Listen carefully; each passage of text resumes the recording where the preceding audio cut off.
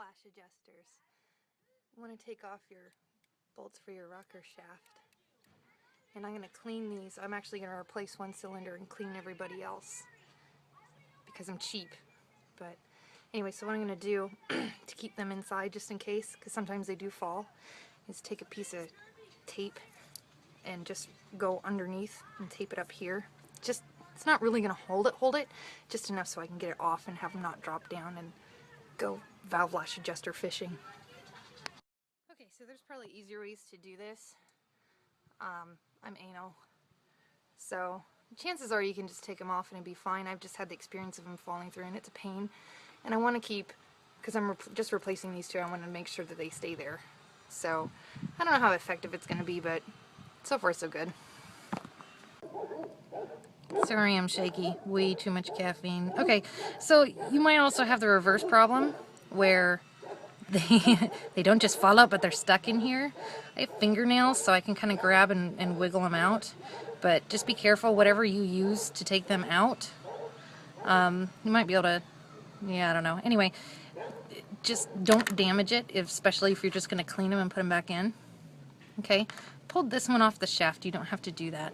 But what you're going to want is diesel fuel. Diesel, diesel, diesel. Don't use brake fluid or anything else. Use diesel, okay? And the reason that they tick is because they stop pumping up anymore. Like this one. And it ends up being like a solid lifter. Like in a Honda where it ticks. So you're going to put it in there. TT. And you're going to need something to clean out inside the hole. But just be careful whatever you use, because you don't want to damage it if you're going to put it back in. These I'm not, I just want to see what's going on with them. So, ugh.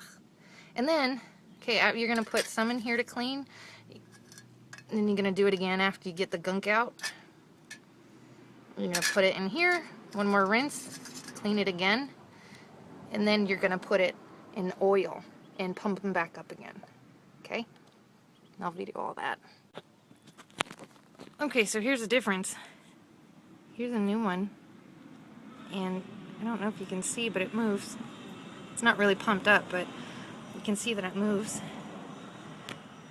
Now, here's one I just pulled out. I can't do squat with it.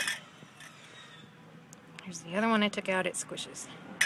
So this one won't pump up. I'm going to try to clean it just for fun, but yeah, I'm going to replace it. But anyway, so there you go. That is the difference. Okay, so how you do this is you're going to find something awesome to help squish them down, and I found that thingy. Oh, thing. Anyway. So go into the hole, and you'll find like a good spot, and then you're gonna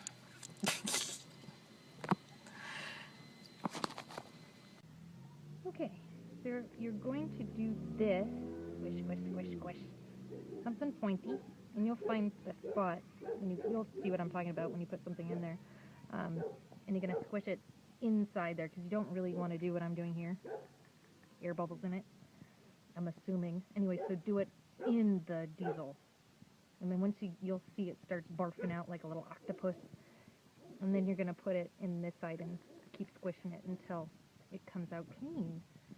And then you're going to put it in there. And you're going to put oil in there. And then you're going to pump them up again. Okay, so after you get them all here in the clean oil, you're going to pump them up the same way that you cleaned them using your handy dandy Oogie Doo.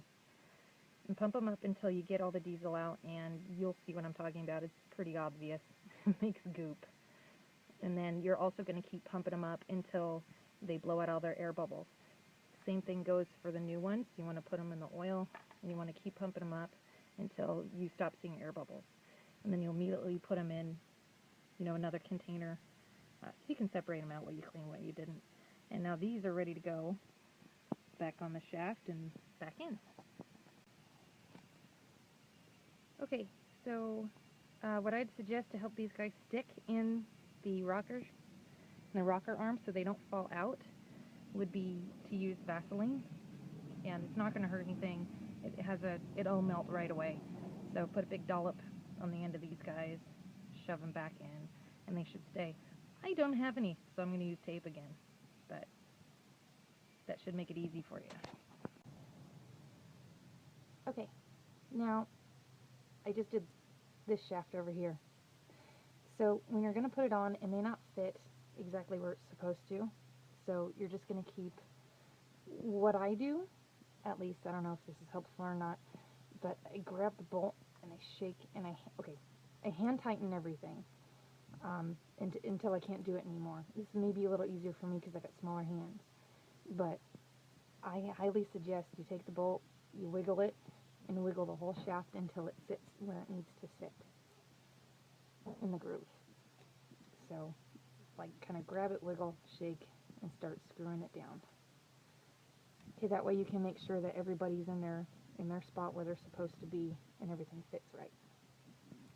I don't know, that's just how I do it.